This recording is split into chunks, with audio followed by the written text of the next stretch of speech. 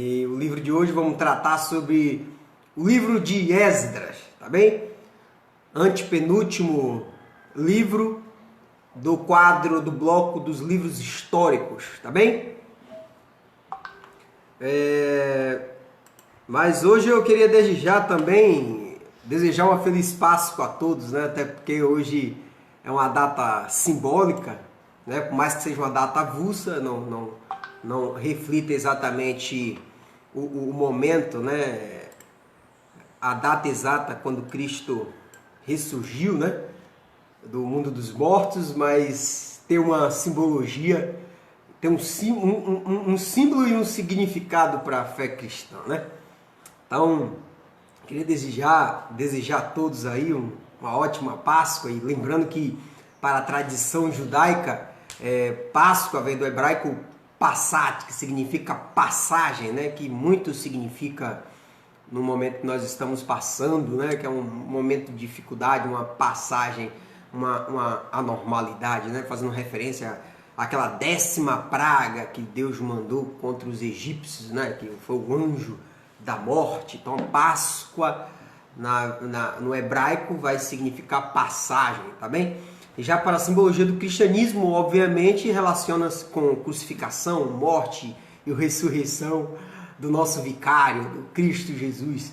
E oportunamente, né, eu acho que vou pedir licença apenas para fazer uma leitura, porque é uma das passagens mais magníficas, né, antes de adentrar para o livro que vamos tratar na EBD, eu peço por gentileza que abramos nossa Bíblia no primeiro livro de Coríntios, capítulo 15, onde Paulo vai nos ensinar acerca da importância desta ideia de ressurreição, do Cristo ressurreto.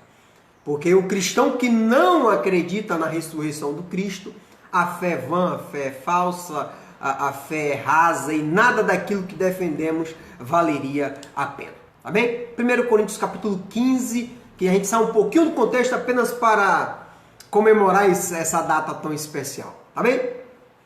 Então, lembremos que a ideia de ressurreição é uma ideia que Cristo cumpriu uma profecia, né? Uma profecia já apontada lá em Oséias, profeta Oséias, capítulo 6, verso 2, que assim dizia: passados 2 dias ele nos revivificará, e ao 3º dia nos erguerá e restaurará, a fim de que possamos viver em sua presença. Então, apontando justamente que o Cristo ressurgiria, não é bem? E já na 1 Coríntios capítulo 15, no verso 3, Paulo ensinando acerca da ressurreição já dizia: eu passei para vocês o ensinamento que recebi, e que é da mais alta importância. A ressurreição é um assunto da mais alta importância, porque Cristo morreu pelos nossos pecados, como está escrito nas Escrituras Sagradas, lá em Isaías 53, em Oséias 6:2. E Cristo foi sepultado e no 3º dia foi ressuscitado, como está escrito nas Escrituras, da ressurreição apontada através de Oséias 6:2. E no capítulo 12 do 1 Coríntios capítulo 15 vai dizer que se a nossa mensagem é que Cristo foi ressuscitado, como é que alguns de vocês dizem que os mortos não vão ressuscitar? Se não existe a ressurreição de mortos, então quer dizer que Cristo não foi ressuscitado. E se Cristo não foi ressuscitado, nós não temos nada para anunciar e vocês não têm nada para crer. Verso 17.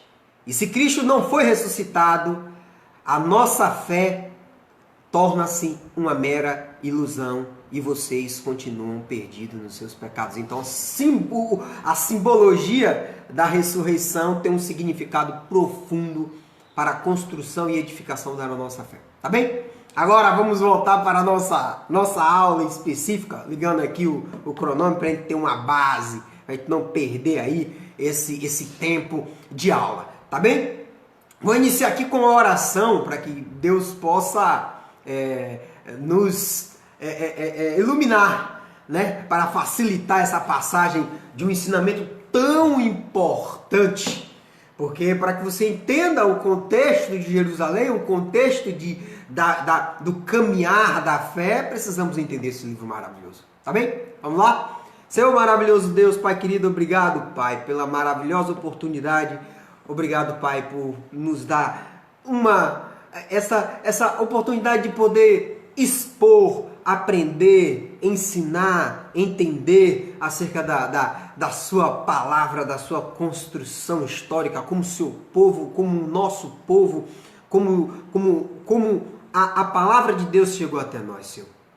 Obrigado, porque esse livro histórico vai abrir os nossos olhos, vai nos dar a ideia de reedificação de fé, a reedificação espiritual. Então, oportunamente, Pai, peço que o Senhor me auxilie nesta tarefa, né, de poder expor acerca desse livro tão importante.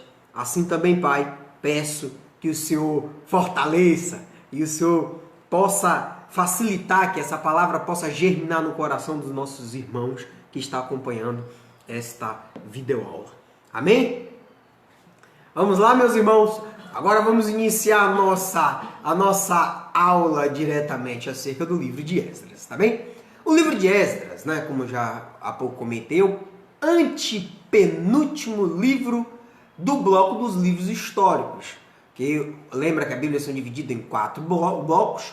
Primeiro bloco, os livros da lei, que são os 5 primeiros livros. Os livros históricos, que vai iniciar a partir de Josué e finaliza em Esther. Então a gente já está em Esdras, né? Depois de Esdras, Neemias, depois de Neemias, vamos ter Esther, tá? Então, nesse bloco de livros históricos, vamos trabalhar acerca de Esdras. Vamos saber título, autoria, principais personagens, conteúdos, a importância desse livro, quais são as mensagens abordadas, né? É um livro extremamente magnífico. Talvez seja um dos livros que eu mais tenha lido no Antigo Testamento, porque ele é carregado de significado. É um livro, acima de tudo, um livro profético. Tá bem? Por que um livro profético? Eu peço por gentileza, meus irmãos, que vocês abram no livro de Isaías. Isaías, capítulo 45, no verso 13. Isaías, capítulo 45, verso 13. Por quê? Porque Isaías, 400 anos antes do nascimento de Ciro, o rei da Pérsia, ele já apontava que Ciro seria ungido do Senhor. E já tinha dito qual seria a missão daquele homem, diga-se, de um gentio, né, de um persa, o qual ele teria uma grande missão. Que missão é essa, Cleito? Isaías 45, verso 13, vai nos dizer assim, ó: eu mesmo, Deus dizendo, né? Eu mesmo ordenei a Ciro, que começasse a agir e lhe prometia vitória. Eu aplanarei os caminhos por onde ele vai passar. Ciro reconstruirá Jerusalém, a minha cidade, e porá em liberdade o meu povo que está cativo, sem exigir nenhum pagamento para fazer isso. Sou eu, o Senhor Todo-Poderoso, quem está falando. Então Isaías, 700 anos antes de Cristo, já apresentava essa profecia acerca de um rei persa que viria praticamente mais à frente, iria libertar o povo de Deus do cativeiro. Isso aconteceu, Cleito? Claro que sim, claro que sim. Tanto é porque o cativeiro é profetizado, a volta a Jerusalém é profetizado. Profetizado onde, Cleito? Isaías 44, 26, Isaías 45, Jeremias 25, Jeremias 29, Daniel 5, 17 em diante. Eles todos vão dar esse contexto de retorno. Por quê? Porque o povo de Deus transgrediu e em razão da transgressão houve o exílio babilônico, e a partir do exílio babilônico eles ficaram 70 anos lá como escravos e como cativos, e passados esses 70 anos, para cumprir a profecia, Ciro, o grande Ciro, ele se mostra, né, diante da história para libertar o povo de Deus. Tá bem? Apenas para se situar, já que a gente está tratando sobre livros históricos, O que foi traçado na história? Adão e Eva, depois vamos ter a história de Caim e Abel, depois vamos ter Noé, Abraão, Jacó, os 12 filhos de Jacó, José vai para o Egito, depois o povo de Deus é escravizado, Moisés morre, Josué substitui ele, depois vem os juízes, depois dos juízes vem Samuel, aquele grande sacerdote, profeta e juiz. Posteriormente vem o período da monarquia, os 3 reis do Reino Unido, Saul, Davi e Salomão. Salomão peca, a divisão de reino, os reinos do norte e o reino do sul. Reino do norte destruído pelos assírios, e aí lá a gente viu a história dos samaritanos. Depois vai ter a história do Reino do Sul. Esta é a história do Reino do Sul, que é as 2 tribos que ficaram. Benjamim e Judá. Benjamim e Judá, infelizmente, cometeram apostasia. E em razão da apostasia, o que acontece, Cleito? A Babilônia invade justamente lá a Jerusalém, leva o povo escravo, leva o povo cativo, leva alguns para o pátio da Babilônia. Então aqui inicia a história do cativeiro, tá bem? Então, eles ficam 70 anos dentro da Babilônia, porque a ideia da Babilônia é justamente, ele recolhe os povos e coloca tudo numa cidade só. Então, a Babilônia, como até todo processo histórico, isso acontece a todo momento na história, eles foram derrotados por um povo mais forte, que é justamente os persas. Os persas, representados por Ciro, domina a Babilônia sem precisar usar até armas. Isso vai estar lá presente, salvo engano, em Daniel 8, falando sobre Belsazar, eu acho, Belsazar, que é justamente um dos descendentes de Nabucodonosor. Então Ciro, rei persa, passa a dominar. E qual é o ideal de Ciro? Quando Ciro passa a governar, provavelmente os judeus apresentaram Isaías 44 e Isaías 45, porque dizia diretamente acerca do nome de Ciro. Então o que acontece, meus irmãos? Na última aula, tratamos sobre o 2º livro de Crônicas, tá bem? Então eu peço por gentileza que vocês abram o livro de vocês, 2º livro de Crônicas, capítulo 35. 2º livro de Crônicas, capítulo 35, verso 20 a verso 23. Por que, Cleiton? Porque o livro de Crônicas é um livro praticamente em continuidade, o livro de Esdras é um livro em continuidade com o livro de Crônicas. Tanto é que os 3 últimos versos do 2º livro de Crônicas é idêntico aos 3 primeiros versos do livro de Esdras. Então vamos ter mais ou menos o contexto. Porque é justamente o contexto do cativeiro de 70 anos, acaba o cativeiro de 70 anos e vem um grande rei persa e libera esse povo de Deus para voltar, para reconstruir o templo de Jerusalém. Por isso que assim, em 2 Crônicas, capítulo 35, verso 20 a 23, diz assim, ó, os moradores de Jerusalém que não foram mortos, eles foram levados prisioneiros, foram presos para a Babilônia, onde se tornaram escravos do rei e dos seus descendentes. Até que o reino da Pérsia começou a dominar. Assim se cumpriu o que o Senhor Deus tinha dito pelo profeta Jeremias. O que o profeta Jeremias dizia?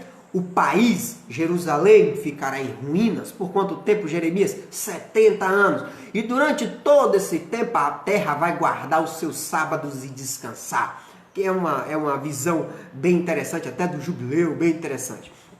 No verso 22...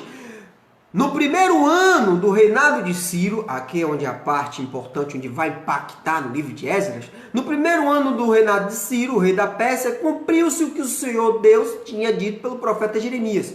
O Senhor Deus tocou no coração de Ciro, e este ordenou que fosse comunicado em todo o reino da Pérsia, por escrito, e também feita a leitura. Ele escreveu, mandou para cada província e também mandou que fosse feita a leitura em praças públicas. E o que esse decreto dizia? Eu, Ciro, rei da Pérsia, declaro o seguinte: o Senhor, o Deus do céu, me fez governar do mundo inteiro e me encarregou para construir para ele um templo em Jerusalém, na região de Judá. Então eu ordeno a todos vocês que são do povo de Deus, diga-se o povo judeu, que podem ir para Jerusalém e peço que Deus proteja vocês. Então qual é a ideia de Ciro? A ideia de Ciro, sabendo da profecia, ele disse, não, o pessoal que está preso aqui, já que quando Jerusalém foi destruída, Nabucodonosor levou o pessoal preso. Ficou 70 anos preso, Ciro diz, não, libera o pessoal. Libera para quê, Cleito? Para voltar para Jerusalém e reconstruir o templo. Tá bem? Então esta é a ideia do livro de Esdras. Porque o livro de Esdras vai tratar acerca dessas duas comitivas que tiveram como a competência para reconstruir justamente Jerusalém. Tá bem? Então vamos iniciar a grande discussão. Cleiton, e o título e a autoria? De quem é, por que o nome Esdras? E quem é o autor deste livro? O livro não passa a indicar quem é o autor, mas o livro leva o nome praticamente do seu autor, né? Leva o nome de Esdras. Então Esdras, o que quer dizer o nome Esdras? Esdras é o Senhor ajuda, o Senhor auxilia. Traz uma ideia de consolação, parecida com aquela do Novo Testamento, quando Cristo diz, olha, o Espírito Consolador vai visitar vocês, ou o Paracleto, ou o Espírito Santo, que o Paracleto traz aquela ideia daquele homem, né, que ficava tropa romana quando ia para a guerra, ficava um homem ao lado dos homens, contando hinos de guerra, contando vitórias, fazendo aqueles cânticos, para quê? Para elevar o espírito daqueles que iam para a guerra, para facilitar na batalha, para eles ficarem animados.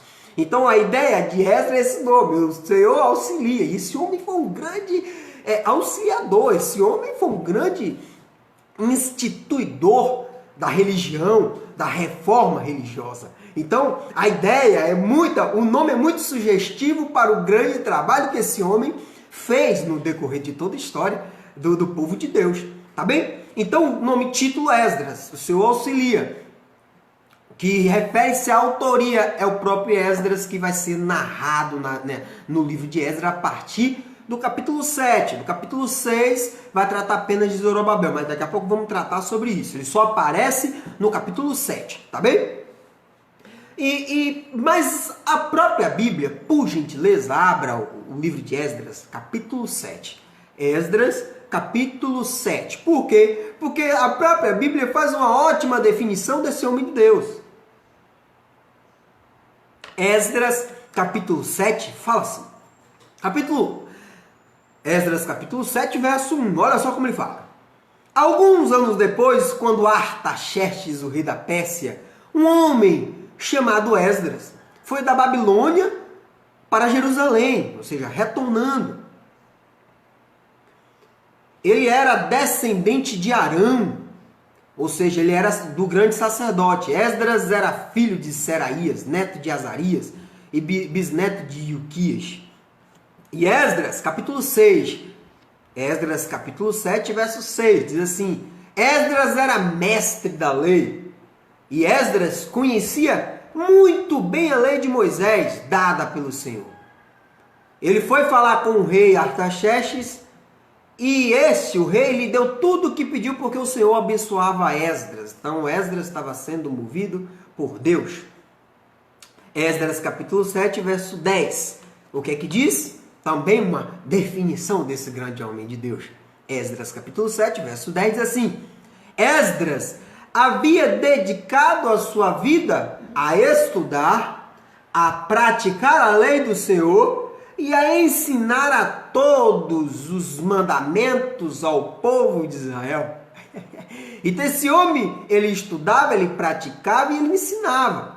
Então fica muito claro que esse homem, ele era um perito na lei de Moisés. Ele era um escriba, ele era um sacerdote, ele era descendente da família de Arão, né? O irmão de Moisés. Então você vê tamanha importância desse homem que foi levantado por Deus para cumprir um propósito maravilhoso. Tão grandioso esse trabalho desse homem, tá bem? Então a definição de Esdras vai estar no capítulo 7. Ali você vai entender quem é o personagem, né? Descendente de Moisés, porque ele era sacerdote, era mestre da lei, ou em algumas versões já vai apresentar ele como escriba, né? O que é um escriba? O escriba é aquele cara versátil na lei de Deus, Era aquele cara, justamente, era o estudioso da lei de Deus. Existia o copista, aquele que apenas fazia mera cópia de um instrumento para o outro. Já o escriba não, o escriba verificava o que estava sendo escrito e concordava ou não. Então, por isso esse homem era sacerdote, além de ser sacerdote, era escriba. Então, era um homem extremamente hábil e competente para executar a tarefa que Deus assim determinou para ele. Tá bem? E o que o livro de Esdras vai falar, Cleiton? Do capítulo 1 ao capítulo 6 vai narrar sobre lembranças e acontecimentos que ocorreram com outro personagem muito importante nesse livro, que é chamado Zorobabel, que é justamente o governador de Judá, o responsável pela primeira comitiva que foi para a construção do templo, tá bem? Agora, como é que a gente pode identificar, Cleiton, que foi ele que escreveu? Porque na segunda parte do livro, depois da chegada em Jerusalém, ele, a partir do capítulo 8, ele já passa a escrever na terceira pessoa. Ele dizendo, ó, eu fui para tal lugar, nós fizemos, eu parei na frente da igreja. Então isso indica que realmente Esdras escreveu, porque ele passa a dizer justamente em primeira pessoa. Eu fiz isso, eu orei, eu jejuei, eu fui para o quarto, eu parei em frente ao templo. Então indica que justamente foi ele mesmo que escreveu. Há uma ideia também, a tradição judaica aponta que, como já tinha dito na aula passada, que Esdras tenha sido o autor do primeiro e segundo livro de Crônicas, porque o primeiro e segundo livro de Crônicas tem um tom sacerdotal. Como já disse aqui, Esdras é da família de Arão, ele era um sacerdote, então isso tudo aponta que ele tenha sido o autor desses dois livros também, de primeira Crônica, segunda Crônicas, Esdras. E alguns apontam também que ele escreveu também Neemias, tá bem? Por quê? Porque também é citado lá em Neemias, lá no capítulo 8 de Neemias, no capítulo 12. Ele também participa lá junto com Neemias, tá bem? Outra coisa, a ideia de quem escreveu Esdras também escreveu primeira e segunda Crônicas, porque, como eu já mencionei, os 3 últimos versos do segundo livro de Crônicas são idênticos aos 3 primeiros versos do livro de Esdras. Então isso nos dá uma ideia de que tenha sido o mesmo autor, tá bem? Outra ideia também, por ele ser escriba, o livro de Esdras traz muita acerca da descendência. Então ele realmente tinha esse acesso aos arquivos, né, da realeza do Império Persa, né? Ele tinha o acesso a alguns documentos. Quais foram os judeus que chegaram? Quantos foi? De que família? E tal. E o livro de Esdras identifica isso com muita facilidade, praticamente da forma quase que idêntica do livro de Crônicas. Tá bem? E qual foi a tarefa de Esdras? A tarefa era administrar os assuntos de toda a terra. Ele volta para lá para ser um governador, mas isso mais à frente a gente vai falar. Tá bem? Ele viveu na mesma época de Neemias, tanto é que ele participa daquele maravilhoso reavivamento nacional, reavivamento da fé, aquele apresentado lá em Neemias capítulo 8, assim como também ele está lá participando daquele do capítulo 12, num momento de grande importância para o povo de Israel, no momento da separação. Tá bem? Mas você vê que é um cara extremamente importante. Tá bem? A tradição também aponta, por ele ser um escriba, que ele foi o fundador de uma grande sinagoga. A sinagoga que teve tamanha importância após a destruição do templo de Jerusalém. Eles foram cativos para a Babilônia. Chegou na Babilônia, não tinha templo. Então, chegando lá, ele pegou o costume dos povos de fazer locais de adoração, de ensino e prática da religião. Então, o que é que ele fez isso? Então, ele levou aquela ideia de sinagoga e ele constrói uma grande sinagoga lá em Jerusalém. Tá bem? Inclusive, também dizem que ele também foi responsável pela compilação dos livros do Antigo Testamento, ou seja, chamado a formação do cânone, justamente dando um direcionamento quais eram os livros que deveriam ser estudados pelo povo de Deus, tá bem? Lembrando que descende praticamente dessa linhagem de Esdras a ideia dos maiores inimigos de Cristo, que eram justamente os escribas e os fariseus, que nasce nesta ideia de escriba, nessa ideia de ferrenha da lei de Deus, de cumprimento da lei de Deus, tá bem? Qual é o contexto, Cleito? O contexto é muito tranquilo, porque para você entender este livro de reconstrução que a gente fala, porque as pessoas foram liberadas do cativeiro para voltar para a Babilônia, para construir o templo e reedificar Jerusalém. Então, para a construção de Jerusalém, foi designado 3 comitivas. A primeira comitiva foi comandada por Zorobabel. Essa comitiva se deu no ano de 538 antes de Cristo. Esse Zorobabel ele vai estar presente do capítulo 1 ao capítulo 6. Vai tratar justamente sobre essa galera que trabalhou para a reconstrução do templo de Deus. Daqui a pouco a gente vai tratar acerca disso. A segunda comitiva, ela é representada justamente por Esdras. Porque Esdras ele vai aparecer no capítulo 7 até o capítulo 10, é apenas os atos de Esdras. Esdras foi para reconstruir o templo, Cleito? Não, porque o templo já havia sido reconstruído baseado nas condições ali, naquela estrutura mínima. Mas ele teve um papel fundamental de reestruturação da fé e dos preceitos religiosos segundo a lei de Moisés. Tá bem? Que mais à frente vamos indicar. Então teve o primeiro retorno, Zorobabel, construção do templo. Segundo retorno, uma comitiva, né, sai da Babilônia com Esdras, no sentido de, já que foi reconstruído o templo, era como se fosse um corpo oficial, porque eles deram a ideia do templo, mas não estava seguindo a lei de Deus. Então Esdras foi lá para ensinar todo o povo, restaurar a ordem, estabelecer algumas regras e aí assim facilitar justamente a ideia, né, de santidade daquilo tudo que Deus determinou e também reviver, né, fazer com que o povo relembrasse as ordenanças de Deus, tá bem? E no contexto histórico vai ter aí a história de Neemias, né? A história de Neemias acontece depois da de Esdras. Então, Zorobabel, depois de Zorobabel, passa-se praticamente 80 anos, aí vem Esdras, depois da construção do templo, ele vai para a terra de Jerusalém 80 anos depois. E depois de Esdras, da ida de Esdras, 13 anos depois, vai Neemias. Tá bem? E Cleiton, a primeira comitiva, ela vai sair com cerca de 50 mil judeus, né? E ela sai apenas com 5.400 objetos de ouro e prata. Já Esdras sai em 458 a.C., com cerca de 1.754 homens, mais ou menos judeus, entre levitas, sacerdotes. O cara leva 3.500 toneladas de ouro e 22 toneladas de prata. Muita coisa, viu? Digo, né, 3.500 toneladas de ouro, tá bem? E Cleito, qual é o versículo-chave? Qual é o versículo que podemos facilitar o entendimento do livro de Esdras? Por gentileza, abramos nossas Bíblias em Esdras, capítulo 6, verso 21 a 22, para a gente ter uma ideia do contexto, né, que estava abordando, o que aborda esse livro, tá bem? Esdras, capítulo 6, verso 21. Esdras, capítulo 26, verso 21, vai falar assim: todos os israelitas que haviam voltado da Babilônia comeram carne dos sacrifícios. E todos aqueles que haviam abandonado os costumes pagãos dos povos da terra de Canaã e tinham passado a adorar o Senhor, o Deus de Israel, também comeram. Verso 22.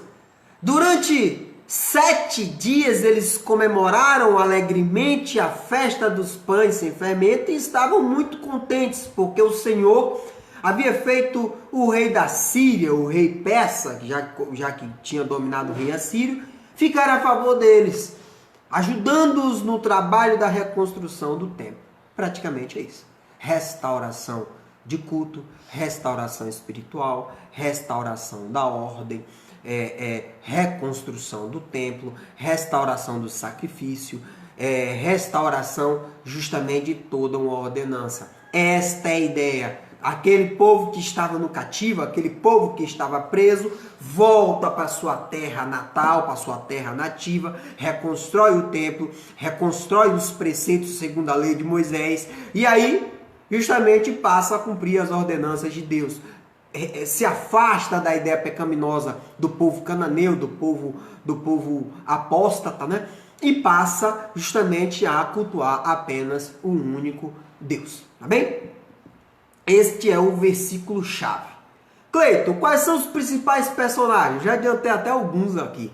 Zorobabel. Quem é Zorobabel? Ele conduz o primeiro grupo dos exilados, né? É a primeira comitiva que sai da Babilônia para Jerusalém, tá bem? Então ele é o chamado governador de Judá. Ele justamente é o responsável por comandar exatamente todo aquele povo. Justamente era como se fosse um político, um governador, né? Mesmo, sobre a ideia de governança, sobre a ideia de administração da cidade, tá bem?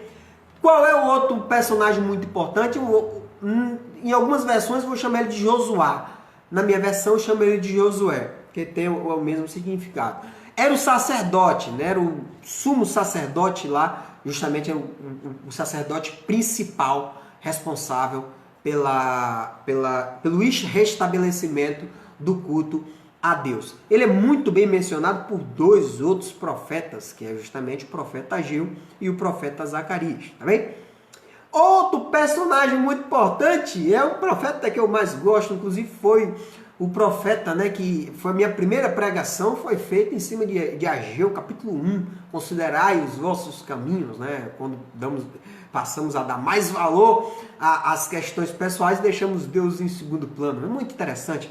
E Ageu, você não pode entender o livro de Esdras se você ler o livro de Ageu e Zacarias, porque o livro de Ageu e Zacarias é justamente ele tem essa relevância no capítulo 5 e no capítulo 3 do livro de Esdras. Eles são os mensageiros de Deus.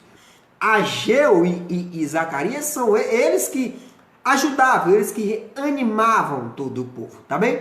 Assim como também, quando formos tratar do livro de Neemias, vamos entender que estamos com direcionamento para o livro de Malaquias, entendeu? Malaquias está para Neemias, o que Esdras está para Ageu e Zacarias, que foram os dois profetas que intercederam diretamente com o povo de Deus lá, animando para a construção do templo, tá bem? Tanto é que Ageu ele é apontado no capítulo 5, verso 1 e 2, e no capítulo 6, no verso 14. Do mesmo jeito, Zacarias. São chamados profetas pós-exílio, né? Ou seja, após o exílio apareceu mais quantos profetas? Apenas 3. Ageu, Zacarias e Malaquias, que foi o último. Depois dos 400 anos de silêncio profético, quando então vem João Batista pregando aquelas palavras maravilhosas, justamente anunciando a vinda de Jesus Cristo. Zorobabel, principal personagem, Josué, Ageu, Zacarias. O quinto personagem, que é muito importante, obviamente, é o personagem que o livro o homenageia, né? Que é o próprio Esdras, que é um sacerdote, é um mestre da lei, é um escriba, passou a ser o governador também, né? Então é um cara extremamente importante em toda essa história e nessa construção.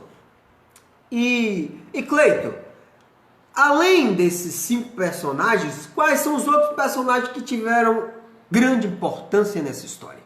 Vamos encontrar no livro de Esdras um show de história mundial. Por quê? Porque ele vai retratar a história de 4 reis persas. Quais são esses reis?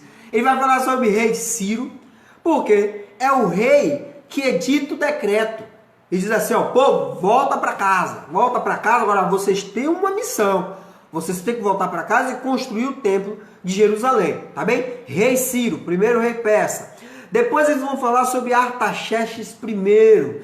Este Artaxerxes, ele manda cessar a obra de Deus. Daqui a pouco vamos entender o porquê esse homem manda cessar a obra de Deus para a construção do templo. Artaxerxes I. Depois de Artaxerxes I, vamos falar em Dario, chamado Dario I. É o que fala assim, opa, não, volta a construir de novo o templo, dou autorização.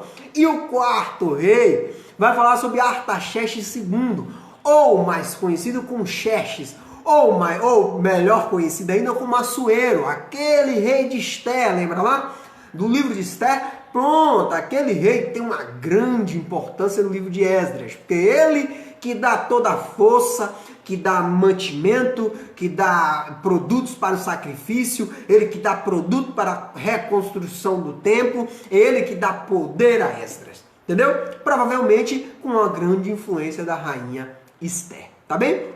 Lembremos também que esses dois últimos que eu mencionei, Dario I, justamente aquele rei que participou daquela batalha de Maratona, que acabou perdendo lá para o comandante Temístocles, lembra lá aquela batalha naval? Quem assistiu o filme 300, a Ascensão, vai tratar justamente sobre a batalha de Maratona. É o rei Dario contra justamente Temístocles. Linda, linda, linda.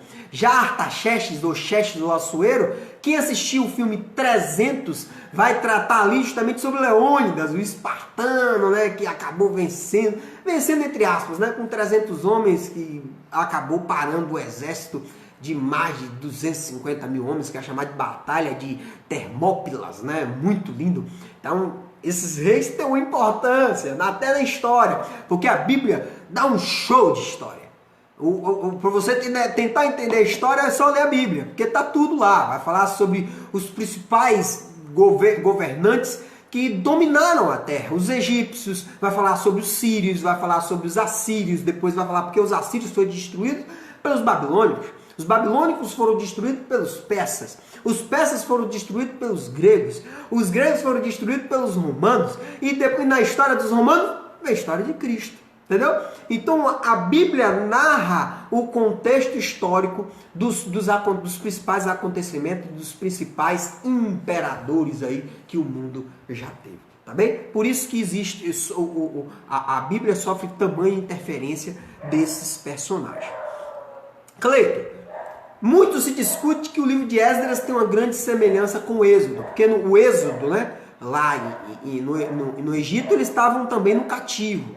Em Esdras eles também estavam cativos na Babilônia. Lá no Êxodo existia uma necessidade de reconstrução de um templo. Lá era a figura do tabernáculo. Aqui vai ser a reconstrução do templo.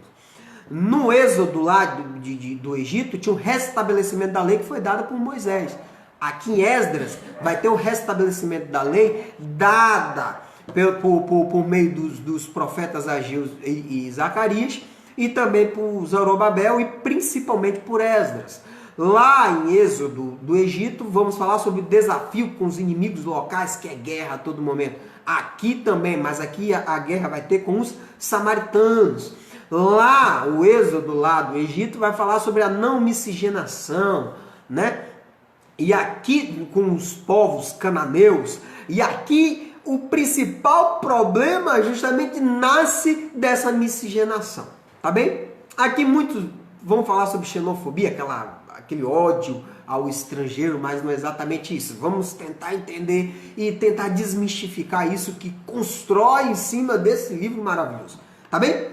Quais são as principais doutrinas do livro de Esdras? São quatro muito simples. A primeira delas vai tratar sobre a restauração espiritual. Porque eu estou numa terra de estrangeiro, eu estou preso, eu estou cativo, outros não podiam, obviamente eles não podiam sair da cidade, eles estavam lá presos, justamente dentro da cidade, com outras línguas, com outros costumes, não tendo templo, então eles tiveram que se virar nos 30, né? Então, quando eles voltam para Jerusalém para a reconstrução, eles restauram. Vamos restaurar a ordem, vamos restaurar a fé, vamos restaurar os procedimentos, vamos restaurar os rituais. Tudo segundo a lei de Moisés, segundo a lei dada por Deus. Então, primeiro ponto, primeira doutrina, restauração espiritual, que é o principal. Segundo, perdão incondicional. Por que perdão incondicional? Porque todos os profetas, as profecias apontavam: Israel, não peque, se você pecar, virá o cativeiro. Mas ainda assim, já existia a profecia que Deus iria perdoar o seu povo, que Deus apenas daria uma pena de 70 anos. Isso vai estar onde? Jeremias 25, Jeremias 29, Isaías 44, Isaías 45, Daniel capítulo 5. Então todas essas ideias já dão a ideia da profecia, que o mal viria, mas que Deus iria perdoar o seu povo, tá bem? Depois de restauração espiritual e perdão incondicional, vamos falar sobre a soberania de Deus. Por que a soberania de Deus, Cleito? Porque todos os principais personagens, segundo o livro de Esdras, sofreram intercessão de Deus. Receberam auxílio. No capítulo 1, vai estar lá apontando que Ciro teve reanimado o seu coração para liberar o povo de Deus para a construção do templo. No mesmo capítulo 1 vai dizer que o povo de Deus foram animados a voltar para a Babilônia. Ou seja, Deus animou o coração daqueles que deveriam voltar. Lá no capítulo 7 vai apontar que Esdras era usado por Deus. No capítulo 7, no próprio capítulo 7 vai dizer que Artaxerxes foi usado por Deus também para auxiliar Esdras na medida do possível para que ele voltasse com poder e com materiais para a execução da missão dele. Então Deus intercedeu na história soberanamente em todos os momentos apontados no livro de Esdras. Em todos os momentos, tá bem? Então quais são as principais doutrinas, apenas para lembrar? Restauração espiritual, perdão incondicional e soberania de Deus. São os 3 pontos básicos que está dentro do livro de Esdras. Cleito, como é feita a divisão do livro? Eu já apontei isso aqui até de forma até repetitiva. O livro de Esdras é dividido em 2 blocos. O primeiro bloco dividimos do capítulo 1 ao capítulo 6. Capítulo 1 ao capítulo 6, vamos falar da história da primeira comitiva. Tá bem? Vamos contar a história da primeira comitiva. A primeira comitiva ela foi comandada por Zorobabel, né? Zorobabel ele é o responsável por comandar o primeiro grupo de exilados que saiu da Babilônia em direção a Jerusalém para a construção do templo. Finalidade de Zorobabel, construção do templo. Então a reconstrução do templo vai estar previsto no capítulo 1 ao capítulo 6.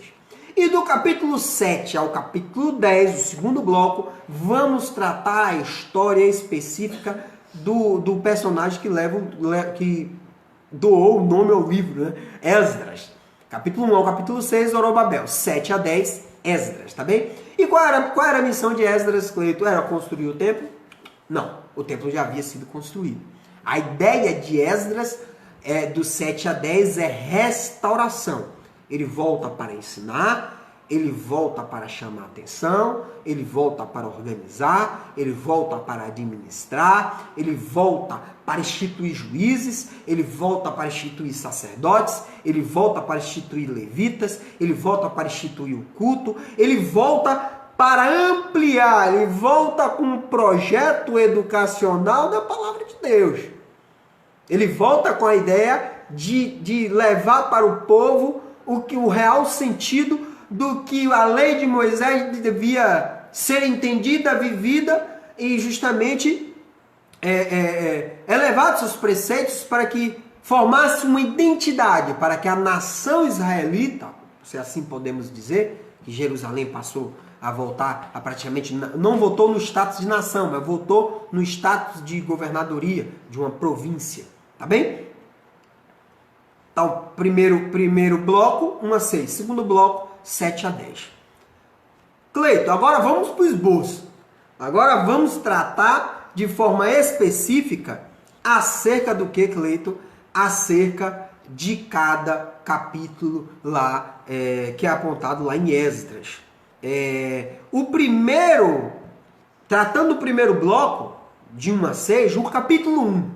O que é que o capítulo 1 fala? O capítulo 1 simplesmente inicialmente vai falar sobre o decreto do rei Ciro. Esse que já falei aqui maciçamente, que Deus usou ele decreta, ele apresenta, publica um decreto escrito para todas as províncias da Pérsia. E depois dessa província da Pérsia, ele, na verdade, ainda manda que seja lida justamente em praça pública. Dizendo o quê? Deus usou para que eu conseguisse tudo que eu queria.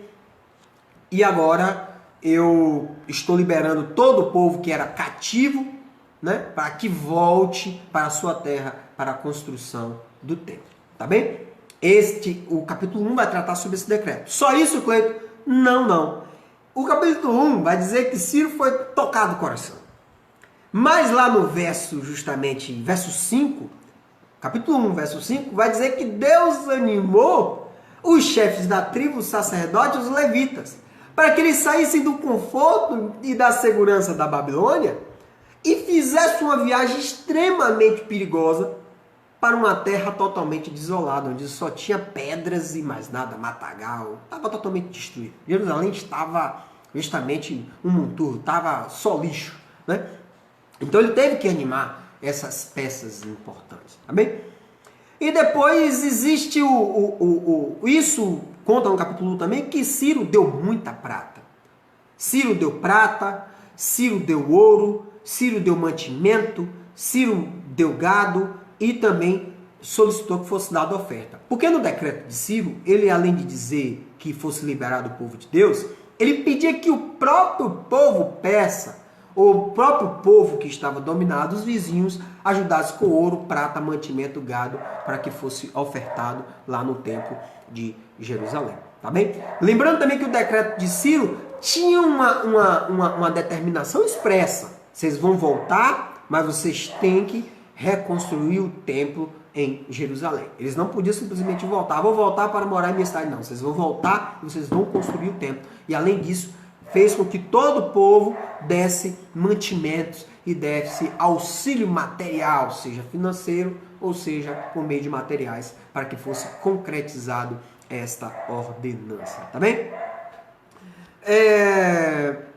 No capítulo 1 vai tratar sobre um homem chamado Sesbazar, apontado como um governador. Duas teorias. Primeira teoria, que Sesbazar, na verdade, ele realmente existiu, mas depois ele foi sucedido por Zorobabel. Segunda teoria, que eu concordo também, que Sesbazar é a mesma pessoa que Zorobabel. Só que não é como se fosse Daniel. Daniel, nome hebraico, e Beltesazar, que justamente era o nome dele, o nome caldeu, né? O nome babilônico. Então eu acredito que dê havido essa questão. Por isso no capítulo 1 vamos falar sobre o governador de Judá chamado Sesbazar. Enquanto no capítulo 2 vai dizer que o governador de Judá se chama Zorobabel. Zorobabel, que segundo justamente a árvore genealógica, vai apontar que ele era um príncipe, né? De algumas traduções vai dizer que ele era um príncipe porque ele descende de Joaquim. Lembrando que Zorobabel, ele faz parte da linhagem do Cristo Jesus. Porque lá em Mateus capítulo 1 e Lucas capítulo 3, vai apontar que Zorobabel, aquele que voltou do exílio, justamente fez a descendência dele, originou o Cristo Jesus, tá bem? O Messias. Então ele foi usado também, né? Obviamente.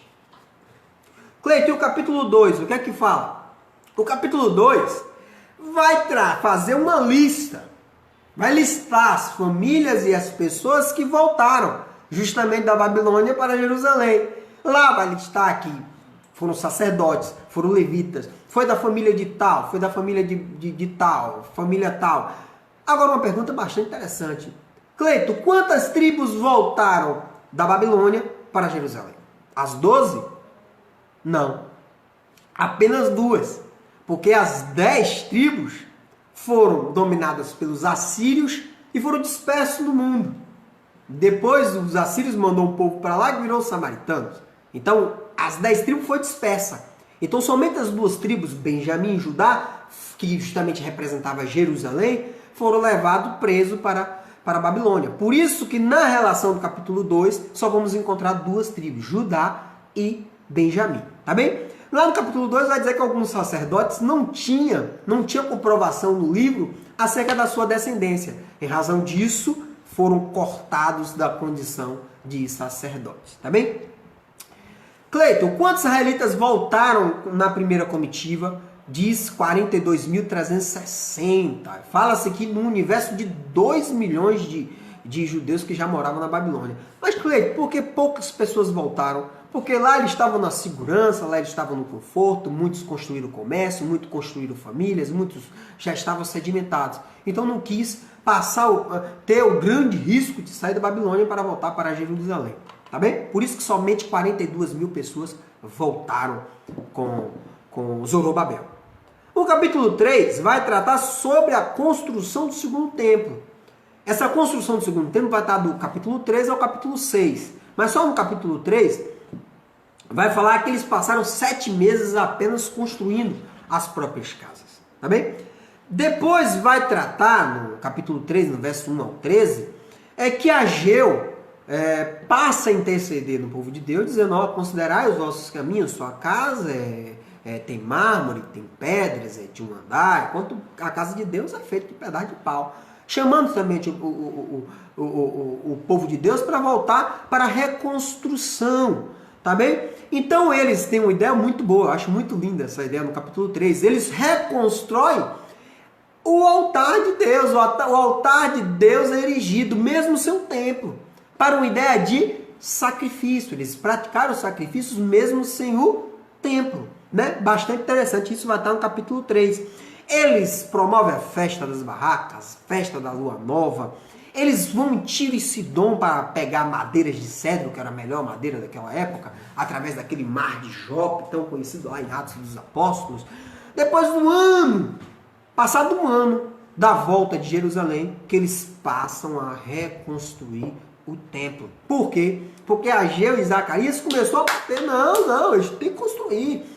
Vocês estão com o espírito adormecido, não pode. Viemos aqui com um propósito. Um ano depois eles passam a reconstruir. E quando, acho muito lindo a passagem, Esdras capítulo 3, ou vamos encontrar em Ageu capítulo 2, que quando os alicerces do templo foi levantado, parte do povo, que eram os mais velhos, que conheceram o templo de Salomão, começaram a chorar em alta voz. Só que os mais novos estavam extremamente exultados, felizes.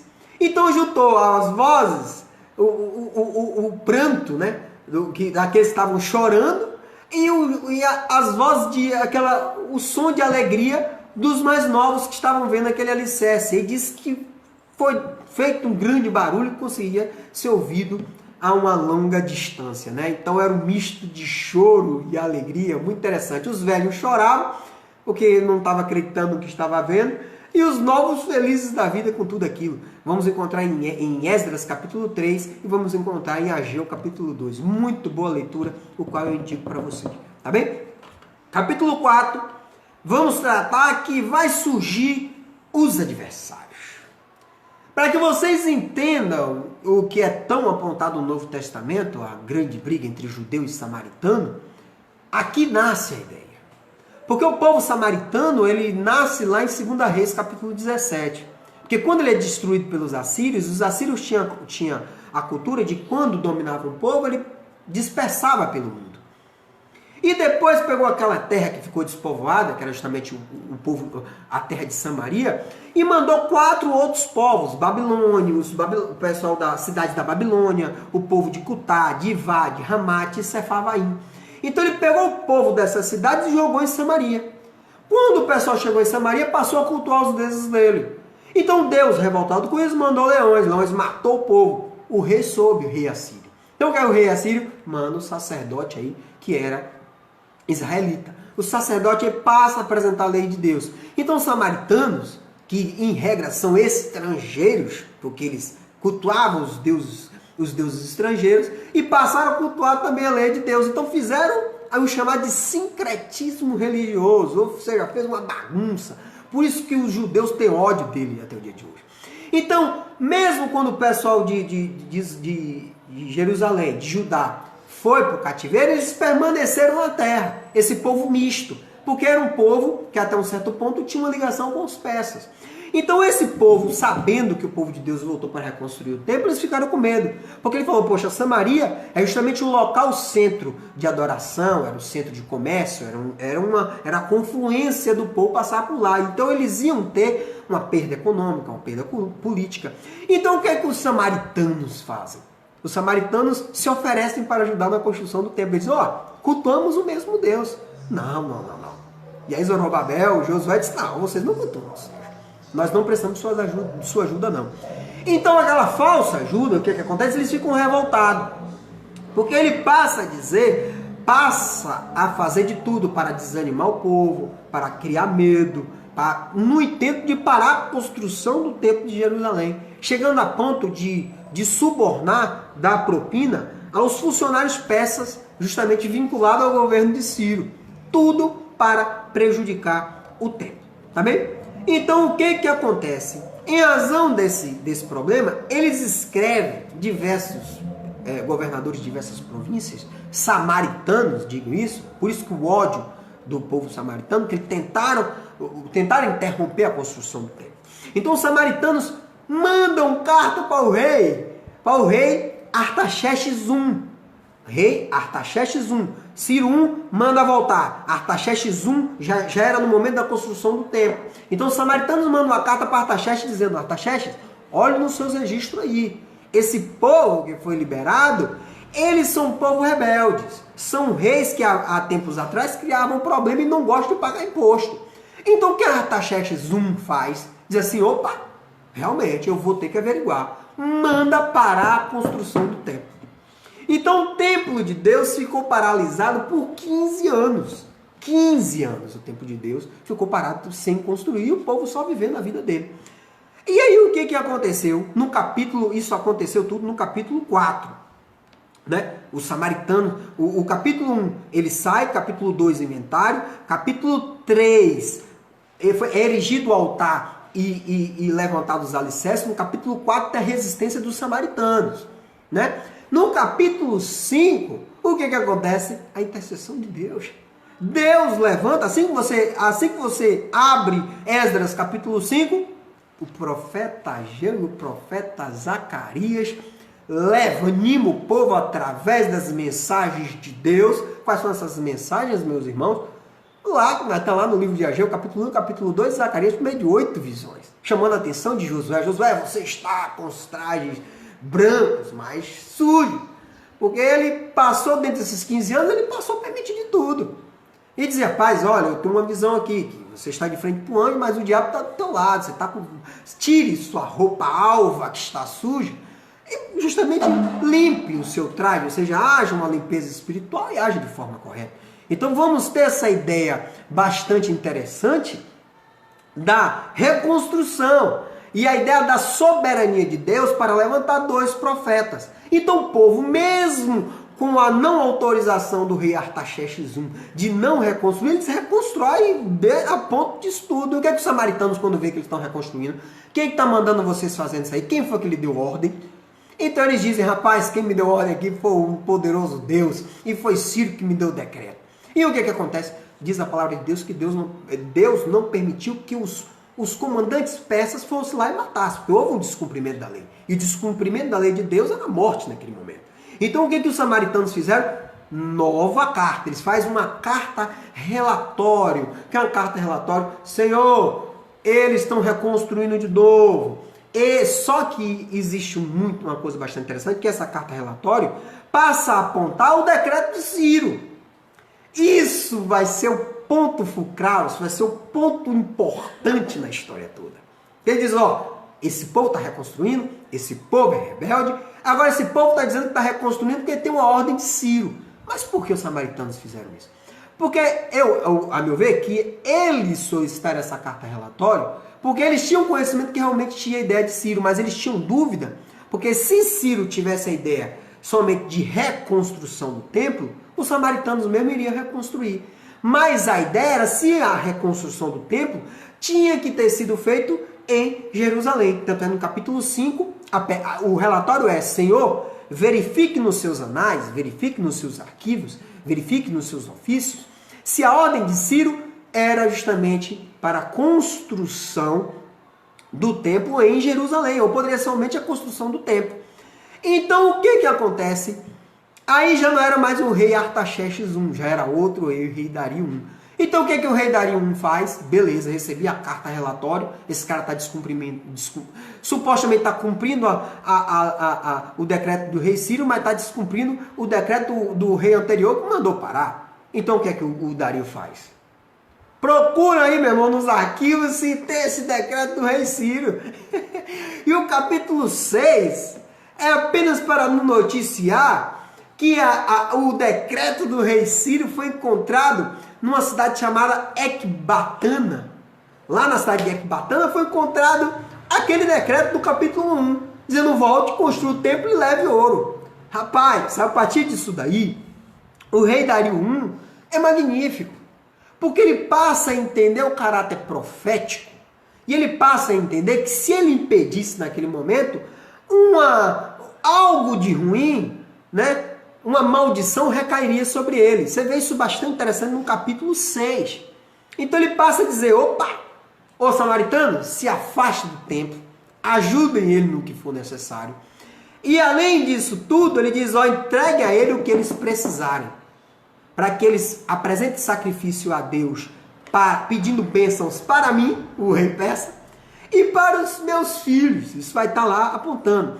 E eu convido vocês a apontar lá no verso 11. Esdras 6, verso 11. Esdras 6, verso 11 diz assim, ó: que aquele que desobedeceu o decreto de ajudar os judeus, eles deveriam ser atravessados com uma viga pontuda, tirada da casa da própria pessoa. Depois essa viga que atravessou a pessoa deveria ser fincada no chão e a casa daquela pessoa deveria ser totalmente destruída. Para você entender o tamanho de proteção que esse cara deu, mandando o povo reconstruir novamente. Então, no capítulo 6, verso 13 a 22, o templo é totalmente construído e dedicado. E ali vai ter as animações de Ageu e Zacarias. É muito lindo. Em 6 anos eles conseguem construir e eles fazem sacrifícios, eles passam a instituir escalas de sacerdotes e levitas e comemoram a Páscoa. Muito lindo, muito beleza o capítulo 6, muito engrandecedor. No capítulo 7, o que acontece? O espírito deles decai. E aí Esdras, que está lá na Babilônia, depois de 80 anos, volta para Jerusalém com a segunda comitiva, esta agora é concedida por Artaxerxes, ou Xerxes, o Assuero, que é justamente aquele rei que é noticiado no livro de Esté. Provavelmente Esté aqui influenciou bastante aqui nesta ida, porque o cara, enquanto a primeira comitiva saiu com 5.400 objetos de ouro, Esdras aqui sai com 3,5 toneladas de ouro e 22 toneladas de prata. E sai com um material humano muito grande, formado de sacerdote, formado de levitas, formado de escriba. Ele percebe que no grupo não tinha professores, ele manda um pedido para um chefe lá de uma tribo, um chefe familiar, para que ele voltasse e mandasse professores, porque a ideia primordial aqui, justamente Artaxerxes diz: ó, eu quero que você retorne, Esdras, mas você vai ter uma obrigação que você ensinar todo o povo de Deus acerca da lei de Deus, entendeu? E Artaxerxes é bastante interessante, diz que Deus nunca fica irado comigo, então volte e ofereça lá. Eu tenho, como minha irmã Maria do Carmo, minha irmã Carminha está apontando, era o temor de Deus mesmo. Esse novo rei persa disse: meu irmão, lá faça um sacrifício para mim também, para minha família. E você vai voltar com todo o poder, poder, dinheiro, né? E o rei ainda diz: você poderá nomear administradores, você poderá nomear juízes, você será o governador de todo Eufrates do oeste. Ou seja, os samaritanos estariam debaixo da administração de Esdras, né? Que é justamente aquele perito, aquele sacerdote, ou seja, era um homem que gozava de muita confiança do rei. Além disso, ele volta para Jerusalém com um programa de educação religiosa na mão. Ele tinha que difundir a palavra de Deus. Tá bem? Convido vocês somente a ler aí o capítulo 7, verso 26, só para você ter uma ideia do que o rei Artaxerxes diz. Se você, capítulo 7, verso 26, diz assim, ó: quem desobedecer às leis de Deus, ou às leis do reino, que é as ordenanças quanto à governança de Esdras, será castigado imediatamente e as penas você será morto, ou expulso do país, ou preso, ou suas propriedades serão tomadas. Então, ou seja, tinha que cumprir a ordem de Esdras. Então, em razão disso, Deus, intercedendo mais uma vez de forma soberana na história, fez com que o rei persa permitisse e facilitasse a construção do templo. Tá bem? No capítulo, deixa eu ver, no capítulo 27, no capítulo 28, o verso 27 e 28 do capítulo 7 vai dizer que Deus, né, louvado seja Deus dos nossos antepassados, que pôs no coração do rei o desejo de honrar, de certa maneira, o templo do Senhor. E depois, no verso 28, diz que Deus estava com ele. Então, a soberania de Deus foi implacável e perfeita na construção da história. E no capítulo 8, 9 e 10, bem tranquilo. Dá pra gente terminar aqui em 5 minutos, que eu já tô com 1 hora aqui já de aula. 8, 9 e 10 é muito tranquilo. Porque o capítulo 7, Esdras é enviado. No capítulo 8 ele faz um inventário. E dali ele verifica, chama sacerdotes, ele chama levitas, né? E o que eu acho muito interessante no capítulo 22, que Esdras diz ao rei, assim, Deus, Esdras capítulo 8, verso 22, assim, Deus protege todos os que confiam nele. Ou seja, Deus protege todos que confiam nele, porém, que a sua força e a sua ira vão contra aqueles que o abandonam. Em razão disso, por ele ter dito isso ao rei, ele ficou com vergonha, porque o rei deu muito ouro a ele, e ele tinha que fazer todo o caminho do Eufrates, beirando todo o Eufrates, para depois chegar a Jerusalém. Um caminho extremamente perigoso, onde tinha muito saque, muito bandido. E ele, em razão dele ter dito isso, que Deus protegia os que confiam nele, ele disse, rapaz, eu não tenho coragem de pedir ao rei uma cavalaria e soldados para acompanhar. E aí, meu amigo, teve que simplesmente que jejuar e orar e pedir a Deus, e novamente, Deus de forma soberana, que diz que é 1.500 quilômetros, são 4 meses de andança. Então Deus, mais uma vez, protegeu todo esse povo, que eles conseguiram chegar na cidade de Jerusalém. Tá bem? Com todo o ouro, com todo o material, com criança, com sacerdote, com levita, sem qualquer tipo de problemas, tá bem? O engraçado é que ele vai fazer até referência dos 3 dias, né? Ele diz que quando chegou em Jerusalém, 3 dias eles descansaram, no 4º foram ao templo para apresentar todos os presentes que tinha recebido do rei e apresentar o decreto para todos os governadores. Então no capítulo 8 diz que todos os governadores ajudou justamente Esdras a reconstruir o templo, a restabelecer a ordem, o culto espiritual e o restabelecimento espiritual. Capítulo 9 e capítulo 10, capítulo 9 vai tratar sobre um reavivamento. Por que foi que aconteceu, Cleiton? Alguns líderes, né, de tribais foi até o Esdras e diz, Esdras, tem um problemão aí. O povo israelita se casou com mulheres estrangeiras, né? Em razão disso, eles descumpriram diretamente o que estava presente em Deuteronômio capítulo 7, que Deus mandou a mensagem para Moisés, instituindo Deuteronômio 7, dizendo o seguinte: povo de Deus, não se casem com as mulheres estrangeiras, porque elas vão perverter o seu coração e vocês vão se afastar de Deus, porque vocês vão passar a praticar idolatria. Incrível que pareça, isso estava acontecendo naquele momento. Então, em razão desse momento, capítulo 9, é apenas isso. Então, Esdras passa a ficar com muito medo, né? Passa a arrancar os próprios cabelos, a barba, passa a usar roupa, rasga as roupas, que eram uma simbologia de tristeza, e passa a ficar com medo, e ficou envergonhado de Deus. Disse: o Senhor nos mandou para o cativeiro porque cometemos pecado. E o povo teve a benevolência do Senhor, o perdão incondicional de voltar para a terra, e voltou a descumprir isso, passando a casar com mulheres etéias, com mulheres estrangeiras. Isso é um absurdo. E ele passou a ficar com medo, né? No capítulo 9. No último capítulo, o que acontece? Acho muito interessante.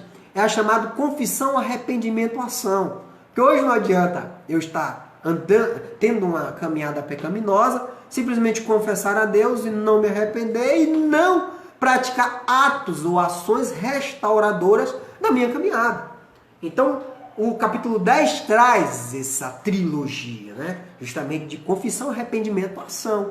Então o povo, esse Esdras passou a rasgar a roupa, retirou o cabelo e essa questão toda, e ficou ajoelhado em frente ao templo, orando e chorando e confessando, até que chegou um cara chamado Secaías, e simplesmente bate no ombro dele, e diz assim: ô meu amigo, levanta, meu amigo, levanta aí, erramos e temos que desfazer o erro. E melhor do que isso, Esdras de cabeça baixa, Secaías diz: levante, porque você é o governador, você é o líder, demonstrando que às vezes o líder tem um momento de fraqueza. Você é o líder. E quem deve exigir que o povo saia desse momento pecaminoso é você. Levante. É muito interessante. E Secaías diz: não, eu não vou fazer. Nós sabemos que erramos, mas você tem a obrigação de levantar e chamar o povo para essa ideia de arrependimento, confessar o pecado, o arrependimento e ação restauradora. Amém? Posteriormente, ele manda, ele levanta, ele faz um chamamento para todo o povo. E, quer dizer, Esdras levanta e diz: jure para mim que vocês vão estar comigo nessa decisão. Demonstrou um pouquinho de fraqueza, né? Eles disseram: não, tudo bem, estamos contigo. Ele faz um chamamento para todo Israel. Quer dizer, antes disso ele vai para o quarto, né? Fica sem comer e sem beber, porque era uma decisão extremamente difícil. Por causa de toda infidelidade. Então, a razão disso, ele estava com medo. Então, não deu medo, mas extremamente mal com a decisão que ele teria que tomar, né? Então, em razão disso, ele anuncia a todas as pessoas que voltaram do cativeiro que tinha que se reunir em Jerusalém, né? E aqueles que não se apresentassem dentro de 3 dias perderiam suas propriedades e também perderia o direito de fazer parte da nação. Então o povo ficou com medo. Lembra aquela ideia de Ciro lá? Quem descumprir a ordem vai ser atravessado por uma viga, tirado da própria casa e vai ter sua casa destruída. Então, em razão disso, o povo se apresentou em Jerusalém. E conta a palavra de Deus que no momento que houve o ajuntamento do pessoal de Deus, uma chuva forte caía. E aí eles não tremiam pelo frio que estavam passando em razão da chuva forte e tremiam por causa da decisão que ele ia tomar. Em razão disso, Esdras chama o povo e diz assim: olha, vocês estão descumprindo a lei de Deus, fomos punidos, por isso fomos cativeiros, voltamos pela benevolência de Deus, vocês voltaram a cometer o erro de novo. Então jurem para mim que vocês irão largar-se, divorciar de suas mulheres e mandar os seus filhos embora. Decisão extremamente difícil, complicadíssima, né? Em razão disso, o próprio povo diz para ele: Esdras, é uma decisão difícil. Nos permitam, é muita gente para tomar uma decisão agora, nos permita voltar para a nossa casa, depois chamaremos nosso líder tribal, depois nos apresentaremos justamente aos juízes e tomaremos essa decisão. Segundo a Bíblia, foi feito um levantamento dentro de 3 meses, apontando as pessoas que tinham cometido esse pecado e, pasmem, sacerdotes, chefes tribais e levitas cometeram esse grande erro. Tá bem? Em razão disso, diz que houve quase uma unanimidade, apenas algumas pessoas não aceitaram, porque os que não aceitaram provavelmente voltaram para a Babilônia. E teve essa grande decisão, né? O pessoal deu carta de divórcio às suas mulheres estrangeiras e mandou embora as suas esposas e os seus filhos para a terra, só Deus sabe para onde foi que mandaram, tá bem? Mas tiveram que mandar embora suas mulheres e suas esposas. Uma decisão extremamente difícil. Tanto é que o líder jejuou, orou, se trancou no quarto, arrancou o cabelo, rasgou as próprias roupas, porque tinha que ter uma decisão. Apesar que esta decisão é um tanto quanto complexa, porque lá em Deuteronômio 21, 10, 14, diz que a mulher estrangeira poderia ser aceita como esposa, desde, obviamente, que fosse raspada a cabeça dela, cortada as unhas, ela retirasse as vestes da imundícia, depois permitisse que ela chorasse pelo pai e pela mãe por um mês inteiro, depois ela poderia ser aceita como esposa. Isso vai estar em Deuteronômio 21, capítulo 10 a 14, assim como também um envio do filho estrangeiro, mandar embora o filho estrangeiro, e estava em desacordo com Isaías 56, versos 6 a 8, dizendo que o filho estrangeiro, desde que aceitassem e amassem o nosso Senhor Deus, eles também poderiam oferecer o holocausto e participaria da própria Assembleia do Senhor. Então a decisão de Esdras, a priori, na lei, estava um tanto quanto equivocada. Mas para no momento político e o momento de aplicação, no momento que ele estava, a decisão foi correta. porque ele precisava purificar o povo de Deus. Ele precisava purificar a mensagem, ele precisava purificar a própria linhagem. Ele precisava purificar justamente essas ordenanças. Então isso, as ordenanças de Deus. Então, porque ele tinha que ter uma ideia do povo de Deus estar diretamente atrelado sem a possibilidade, né, de corromper os preceitos de Deus. Então, politicamente, foi uma decisão correta, adequada ao momento que ele atravessava. Mas, pela lei, ele, como um perito da lei de Moisés, ele esqueceu o que é apontado em Deuteronômio 21:10 e Isaías 55. Tá bem? Com isso, encerro esta apresentação do livro de Esdras, né? Abrindo agora espaço para perguntas, tá bem? Tem outra polêmica também nessa questão do livro de Esdras, porque as mulheres que casaram com homens estrangeiros não tiveram a obrigação de mandar os homens embora, nem os seus filhos, né? Você vê que só homens prantearam, as mulheres não. Porque a ideia do judeu, a purificação vinha diretamente por meio, a purificação nascia da ideia do homem. Uma visão tanto quanto um pouco complicada, né? Mas a ideia da mulher casando com o estrangeiro, o filho ainda é considerado sim como israelita. Isso é um exemplo, é Timóteo lá, com a mãe Eunice lá, está falando de Timóteo, capítulo 2. Tá bem?